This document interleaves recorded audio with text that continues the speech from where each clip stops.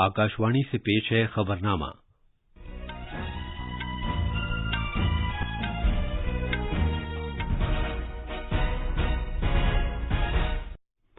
आदाब।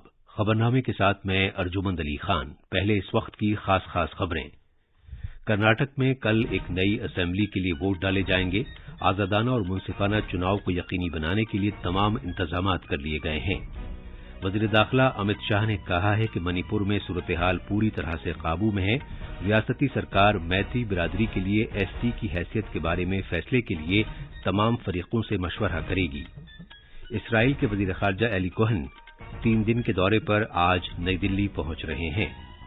भारत, अमरीका, मुत्तहदा अरब अमारात और सऊदी अरब भारत और दुनिया के साथ महफूज और खुशहाल मशरक़ वस्ता खित्ते के मुश्तरका विजन को आगे बढ़ाने के लिए बातचीत करेंगे। और भारतीय वेटलिफ्टरों ने जनूबी कोरिया के जिंजू में एशियन वेटलिफ्टिंग चैंपियनशिप में चांदी के 3 तमगे जीते हैं।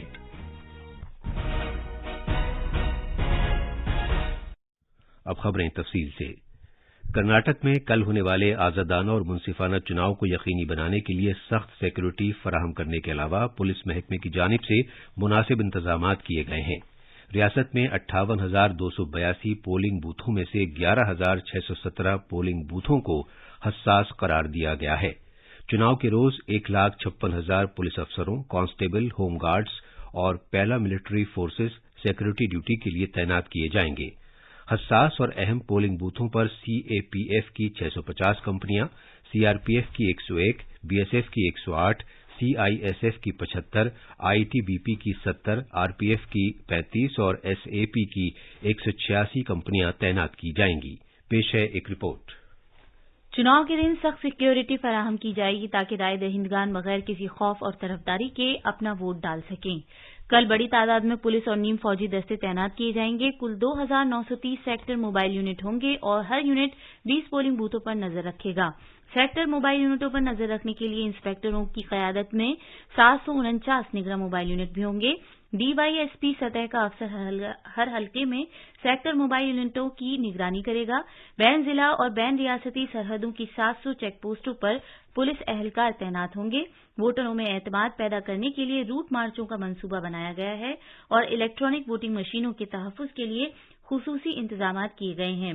बेंगलुरु से सुधींद्र की रिपोर्ट के साथ खबरनामे के लिए मैं आसिया मैमुना। मरकजी वजीर दाखिला अमित शाह ने कहा है कि मणिपुर में सूरत-ए-हाल काबू में है, जबकि तशद्दुद से मुतासरा शुमाल मशरक़ी रियासत में कर्फ्यू अब भी जारी है।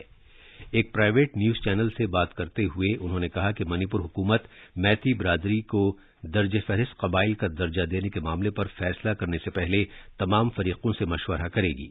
उन्होंने अवाम से अमन बरकरार रखने की अपील की। जनाब शाह ने कहा कि अदालत ने एक हुक्म पास किया है और वो सभी मुताल्लिका फरीकों के साथ तबादला ख्याल करेगी और मणिपुर हुकूमत सलाह मशवरे के बाद मुनासिब फैसला करेगी। उन्होंने मजीद कहा कि किसी भी शख्स या ग्रुप को डरने की जरूरत नहीं है। मीडिया से बात करते हुए मणिपुर हुकूमत के सिक्योरिटी के मुशीर कुलदीप सिंह ने कहा कि रियासत में सूरत-ए-हाल बेहतर हो रही है।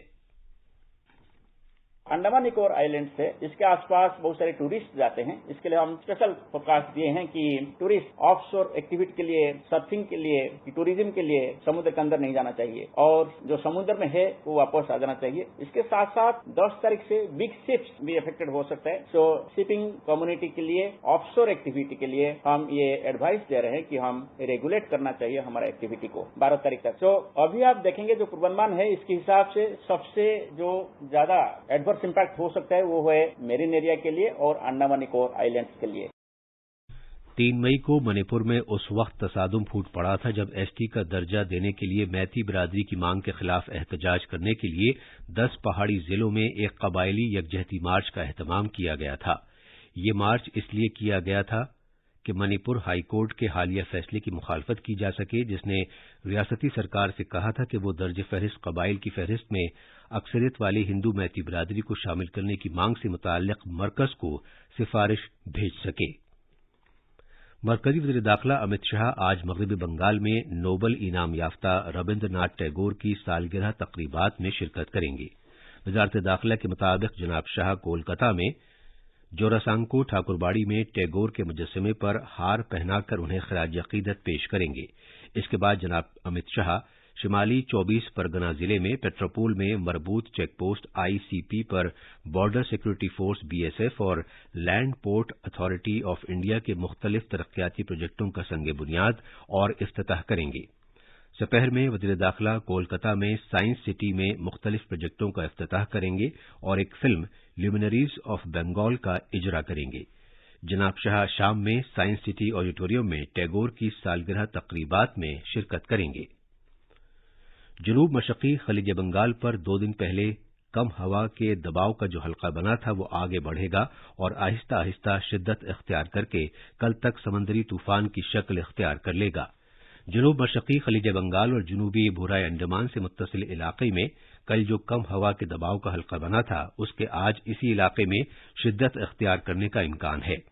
भारत के मौसमियाती महकमे के director general doctor Mrityunjay Mohapatra ने नई दिल्ली में मीडिया को बताया कि ये समंदरी तूफान खलीज बंगाल के वस्ती इलाके की जानिब बढ़ेगा और जुमे की सुबह ये मशरक़ी वस्ती खलीज बंगाल में मरकूज होगा। उन्होंने कहा कि ये वस्ती खलीज बंगाल में एक शदीद समंदरी तूफान की शक्ल इख्तियार कर सकता है और जुमे से ये अपना रास्ता तब्दील कर सकता है।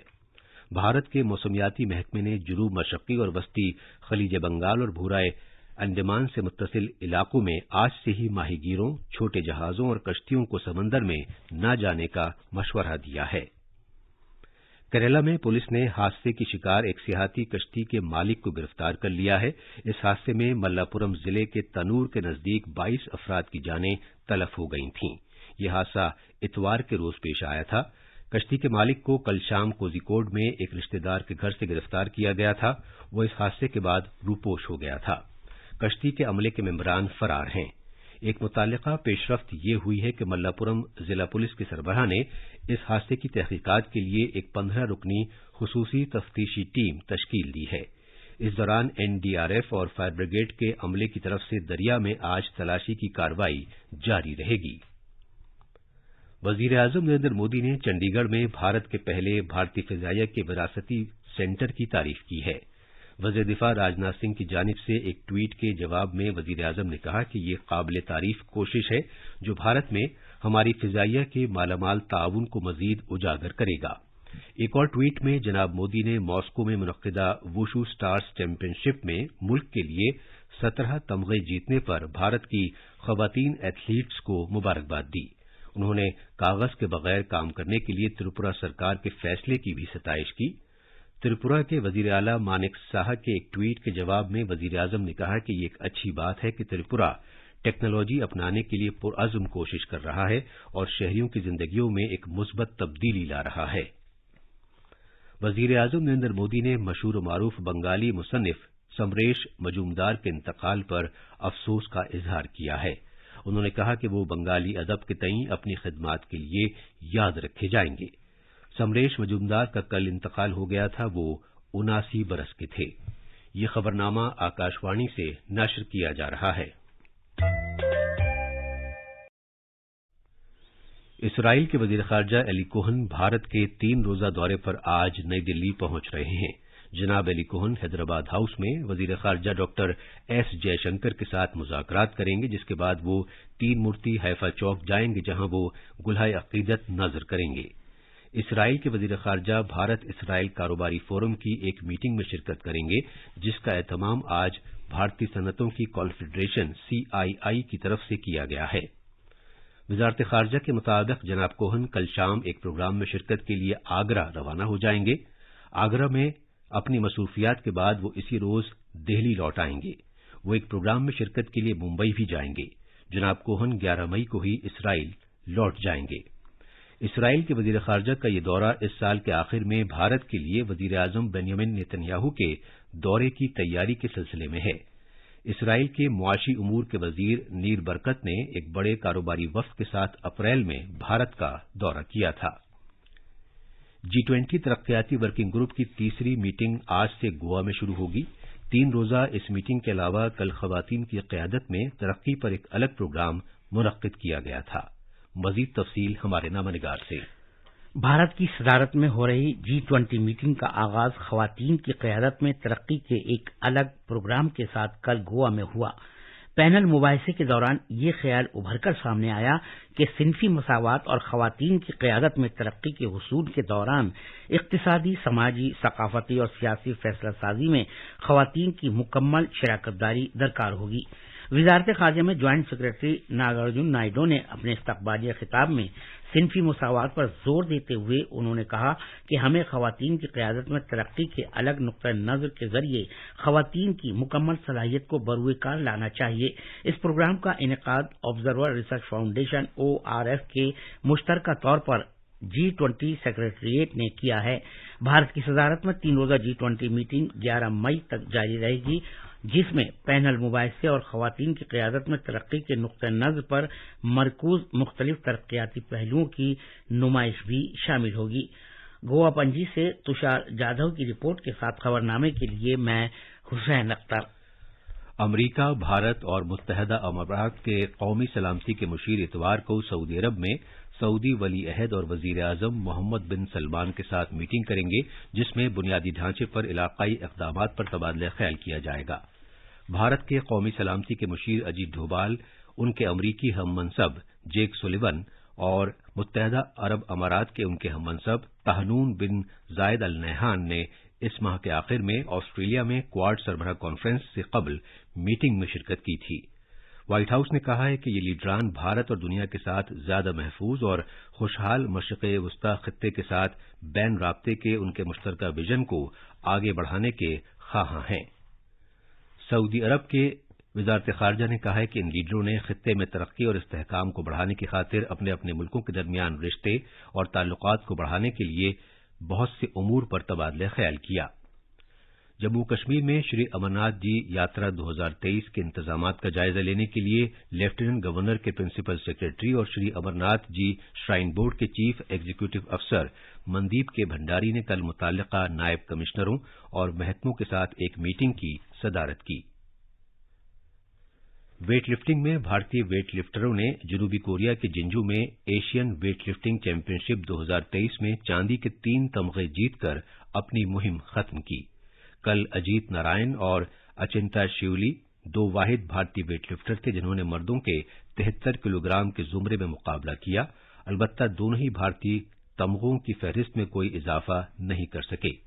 اجیت جو اپنے پہلے بین الاقوامی ویٹ لفٹنگ مقابلے میں حصہ لے رہے تھے 307 کلو گرام کا مشترکہ وزن اٹھا کر گروپ بی میں سر فہرست رہے۔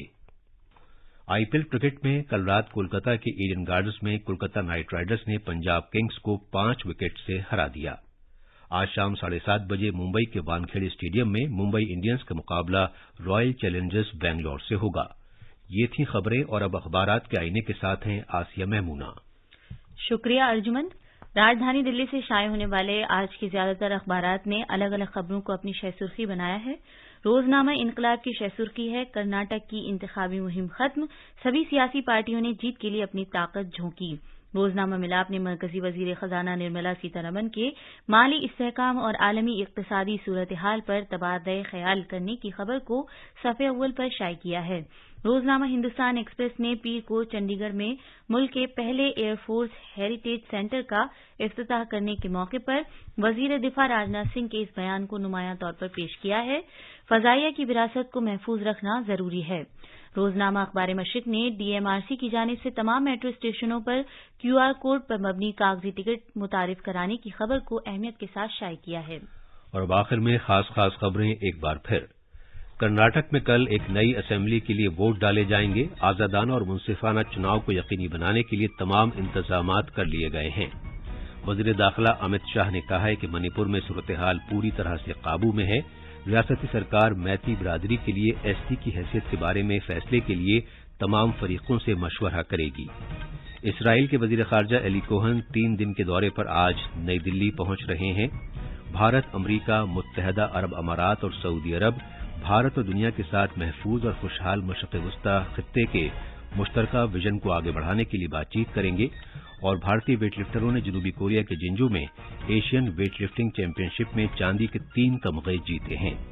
اس کے ساتھ ہی یہ خبرنامہ ختم ہوا۔